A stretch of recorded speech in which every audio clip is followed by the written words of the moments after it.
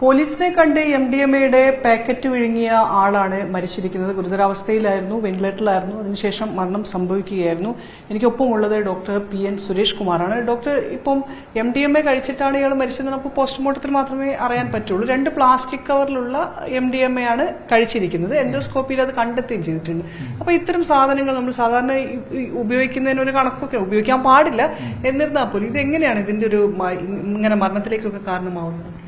MDMA എന്ന് പറഞ്ഞാൽ അതൊരു മെത്താംഫിറ്റമിൻ എന്നാണ് അതിന്റെ ശരിക്കുള്ളൊരു ജനറിക് പേര് നമ്മൾ പറയുന്നത്. മെത്താംഫിറ്റമിൻ എന്ന് പറഞ്ഞാൽ ഒരു സ്റ്റിമുലന്റ് ആണ്.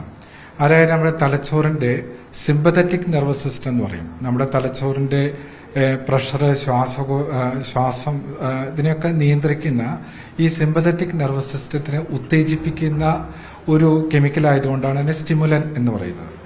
അപ്പൊ ഇത് സാധാരണയായിട്ട് ഇപ്പൊ ചെറിയ ഡോസിൽ കഴിച്ചാലും വലിയ ഡോസിൽ കഴിച്ചു കഴിഞ്ഞാലും സംഭവിക്കുന്നത് എന്താണെന്ന് വെച്ചാൽ ഈ മീതിൽ മെത്താംഫിറ്റമിൻ എന്ന് പറയുന്നത് നമ്മുടെ BP കൂട്ടും, നെഞ്ചിടിപ്പ് കൂട്ടും, റെസ്പിറേറ്ററി റേറ്റ്, ശ്വാസഗതി വർദ്ധിപ്പിക്കും, പിന്നെ സ്വെറ്റിംഗ് ഉണ്ടാക്കും. അതായത് എല്ലാ ഞരമ്പുകളെയും ഉത്തേജിപ്പിക്കുന്നതുകൊണ്ടാണ് ഇത് ഉണ്ടാവുന്നത്. അപ്പോൾ സാധാരണ ഇങ്ങനെ ഒരു ഉത്തേജനം നമുക്ക് വരുന്നതുകൊണ്ട്, ഈ ഉപയോഗിക്കുന്ന വ്യക്തിക്ക് വരുന്നതുകൊണ്ടാണ് അയാൾക്കൊരു അതിന്റെ ഒരു കിക്ക്, ഒരു ഇഫക്റ്റ് എന്നൊക്കെ പറയുന്നത് ഉണ്ടാവുന്നത്. പക്ഷെ ഇത് അമിതമായിട്ടുള്ള അളവിൽ ഉപയോഗിക്കുമ്പം ഇതെല്ലാം വളരെ കൂടിയ രീതിയിലായിപ്പോകും. അതായത് ഇപ്പം BP കൂടുന്നു എന്ന് പറഞ്ഞാൽ അത് വളരെ BP അമിതമായിട്ട് കൂടിയിട്ട് ഇയാൾക്ക് തലച്ചോറിലെ രക്തക്കുഴൽ പൊട്ടിയിട്ട് രക്തസ്രാവം സംഭവിക്കാം, മസ്തിഷ്ക മരണം സംഭവിക്കാം അതിന്റെ അളവ് കൂടിക്കഴിഞ്ഞാൽ. അതുപോലെ തന്നെ നമുക്ക് ഹാർട്ടിന്റെ റേറ്റ്, ഹാർട്ടിന്റെ ഇടിപ്പ്, ഹൃദയമിടിപ്പ് കൂടിക്കഴിഞ്ഞാൽ ഹാർട്ട് അറ്റാക്ക് വരാം. ഹാർട്ടിലേക്കുള്ള രക്തോട്ടം, ഹാർട്ടിലേക്കുള്ള രക്തക്കുഴലിലേക്കുള്ള രക്തോട്ടമൊക്കെ കുറഞ്ഞിട്ട് ഹാർട്ട് അറ്റാക്ക് വരാം. റെസ്പിറേറ്ററി റേറ്റ് കൂടുമ്പം ശ്വാസ സംബന്ധമായിട്ടുള്ള പ്രശ്നങ്ങൾ വരാം. ഇനി കൂടുതൽ അളവിൽ ഇതെത്തിക്കഴിഞ്ഞാൽ തലച്ചോറിൽ സീഷർ, അപസ്മാരം ഉണ്ടാവാം.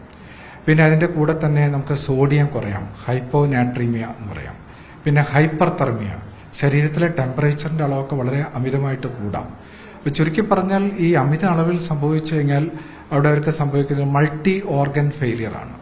അതായത് ഹൃദയത്തിനെ ബാധിക്കുന്നു, ശ്വാസകോശത്തിനെ ബാധിക്കുന്നു, തലച്ചോറിനെ ബാധിക്കുന്നു, കിഡ്നിയെ ബാധിക്കുന്നു. അങ്ങനെ ഈ മൾട്ടി ഓർഗൻ ഫെയിലിയർ വന്നാൽ ശരീരത്തിന്റെ എല്ലാ ഭാഗങ്ങളെയും ബാധിച്ചു കഴിഞ്ഞാൽ തീർച്ചയായിട്ടും അതിൽ ആ ഉപയോഗിക്കുന്ന അളവ് അമിതമായിട്ടുള്ള അളവാണെങ്കിൽ അതിലൊരു മോർട്ടാലിറ്റി റേറ്റ് എന്നൊക്കെ പറയുന്നുള്ളൂ, മരണസാധ്യത വളരെ കൂടുതലാണ്. തീർച്ചയായിട്ടും ഇത്തരത്തിലെ ആളുകളെ നമ്മൾ ഏതൊരു പോയിസണിങ്ങിൽ നമ്മൾ ട്രീറ്റ് ചെയ്യുന്ന പോലെ, അതിപ്പം നമ്മൾ MDMA എന്ന് മാത്രമല്ല ഏത് പോയിസണിങ് ഉപയോഗിച്ചതിന് MDMA ഒരു കാര്യം പറയുമ്പം ഈ സാധനത്തിന്റെ ഇഫക്റ്റിനെ ശരീരത്തിൽ പെട്ടെന്ന് കളയാനുള്ള നമ്മളതിനെ ആന്റിഡോട്ട് മരുന്ന് എന്നൊക്കെ പറയാം. അതായത് ഇത് കഴിക്കുന്ന വ്യക്തിക്ക് പ്രശ്നങ്ങൾ കുറയാൻ, പെട്ടെന്ന് കുറയാനുള്ള ആന്റിഡോട്ട് മരുന്നുകളൊന്നുമില്ല, ഇല്ല, ഒരിക്കലും ഇല്ല. അത് ഇതുവരെ കണ്ടുപിടിച്ചിട്ടില്ല. അപ്പൊ നമുക്ക് ചെയ്യാവുന്നത് ആ വ്യക്തി കഴിച്ചിട്ടുണ്ടെങ്കിൽ എത്രയും പെട്ടെന്ന് അയാളെ ആശുപത്രിയിൽ പ്രവേശിപ്പിച്ച് അയാളുടെ വയറ് കഴുകുക എന്നൊക്കെ പറയും, നമ്മുടെ സ്റ്റൊമക്ക് വാഷ്. അതിലൊരു യൂണിവേഴ്സൽ നമ്മളൊരു ആന്റിഡോട്ടായിട്ട് ചാർക്കോൾ, ആക്ടിവേറ്റഡ് ചാർക്കോൾ എന്നൊക്കെ പറയും. ഇത് ഉപയോഗിച്ചിട്ട് വയറ് കഴുകി കഴിഞ്ഞാൽ ഒരു 3-4 മണിക്കൂറിനുള്ളിലാണ് ഈ വ്യക്തി കഴിച്ചിരിക്കുന്നതെങ്കിൽ കുറേയൊക്കെ നമുക്ക് വയറിൽ നിന്ന് പുറത്തു കളയാൻ പറ്റും. അല്ലെങ്കിൽ അത് രക്തത്തിൽ കയറി ഞാൻ ഈ പറഞ്ഞ പ്രശ്നങ്ങളൊക്കെ ഉണ്ടാവും. പിന്നെ ഇതിന്റെ നമുക്ക് വ്യക്തിയുടെ മരണകാരണം നിർണയിക്കുന്നത്, അതിനെ ഡിസൈഡ് ചെയ്യുന്നത് ഇത് മാത്രമല്ല.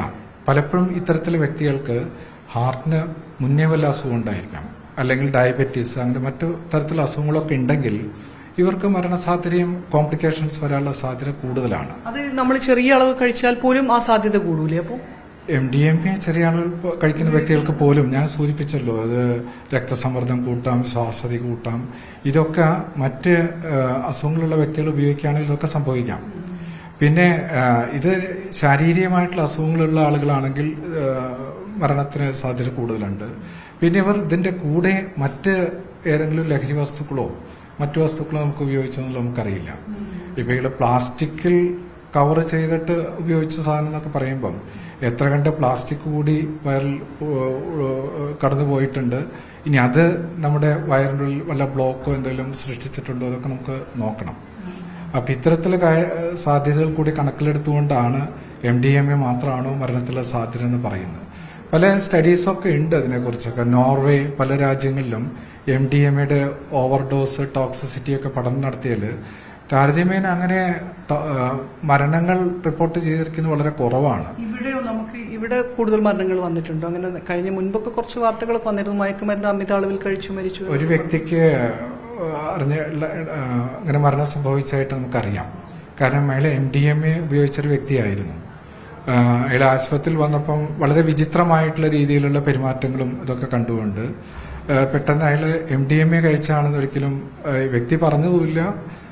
കണ്ടുപിടിക്കാനായിട്ട് അയാളുടെ കൂടെയുള്ള സുഹൃത്തുക്കളോ ബന്ധുക്കളോ ആരും പറയാത്തതുകൊണ്ട് അത് കുറച്ച് സമയം നിലനിൽക്കുകയും പിന്നെ അയാളൊരു ഓപ്പറേഷന് വിധേയമാക്കേണ്ടി വന്നു. ആ സമയത്ത് അയാൾക്ക് എന്തോ വയറിനൊരു പ്രശ്നമൊക്കെ വന്നിട്ട് ആ സമയത്ത് അമിതമായിട്ട് അയാൾക്ക് അനസ്തേഷ്യ കൊടുത്ത സമയത്ത് അയാളുടെ BP രക്തസമ്മർദ്ദം കൂടുകയും ഈ ഹൈപ്പർ തെർമിയ ടെമ്പറേച്ചർ കൂടുകയും മരണമടയുകയും ചെയ്തിട്ടുണ്ട്. ആ അനസ്തേഷ്യയുടെ സമയത്ത് തന്നെ മരണം സംഭവിച്ചതായിട്ട് റിപ്പോർട്ട് കോഴിക്കോട് നിന്ന് തന്നെ നമുക്കുണ്ടായിട്ടുണ്ട്. അപ്പൊ എന്തായാലും ഇത് ഇപ്പൊ ചെറിയ അളവിൽ പോലും കഴിച്ചാൽ ഡോക്ടർ പറഞ്ഞ പ്രകാരമാണെങ്കിൽ ചെറിയ അളവിൽ കഴിക്കുന്നവർക്ക് പോലും മറ്റ് അസുഖങ്ങൾ ഉണ്ടെങ്കിൽ അത് ഗുരുതരമായി മാറാവുന്ന സിറ്റുവേഷനിലേക്ക് പോകും. തീർച്ചയായിട്ടും നമ്മൾ കുട്ടികളുടെ കാര്യത്തിലൊക്കെയാണ് പ്രത്യേകിച്ചും ശ്രദ്ധിക്കേണ്ടത്. അവർ കഴിക്കുന്ന ഡോസ് എങ്ങനെയൊക്കെയാണ് ഏത് തരത്തിലാണ് അവർ ഉപയോഗിക്കുന്നത് നമുക്കറിയാൻ കഴിയില്ലല്ലോ. പലപ്പോഴും ഇത് കഴിച്ചിട്ട് ഉപയോഗിക്കുന്നുണ്ട്, അതിന്റെ സ്റ്റീം ഇൻഹേൽ ചെയ്തിട്ട് ഉപയോഗിക്കുന്നുണ്ട്. അപ്പം ആ ഉപയോഗിക്കുന്ന റൂട്ട് അനുസരിച്ചും അതിന്റെ ടോക്സിസിറ്റി കൂടും. ഇപ്പൊ ഇൻഹേൽ ചെയ്യുന്ന ആളുകളൊക്കെ ആണെങ്കിൽ പ്യുവർ ഫോം ഓഫ് MDMA നേരിട്ട് രക്തത്തിലേക്ക് ശ്വാസകോശം വഴി പ്രവേശിക്കുകയാണ് ചെയ്യുന്നത്. അപ്പോൾ അതിനനുസരിച്ച് ആ വ്യക്തികൾക്ക് അതിനനുസരിച്ചുള്ള പ്രശ്നങ്ങൾ വരാനുള്ള സാധ്യത വളരെയേറെയാണ്. ഇപ്പോൾ പറഞ്ഞ പോലെ തന്നെ നമ്മുടെ നാട്ടിൽ ഒരുപാട് MDMA കേസുകൾ പിടിക്കുന്നുണ്ട്. അമിത അളവിൽ കഴിക്കണമെന്നില്ല, ചെറിയ അളവിൽ പോലും അത് ശരീരത്തിൽ എത്തിക്കഴിഞ്ഞാൽ വലിയ രീതിയിലുള്ള ഗുരുതരമായ പ്രശ്നങ്ങളിലേക്ക് നീങ്ങുമെന്നാണ് ഡോക്ടർ സുരേഷ് കുമാർ പറയുന്നത്. Thank you doctor.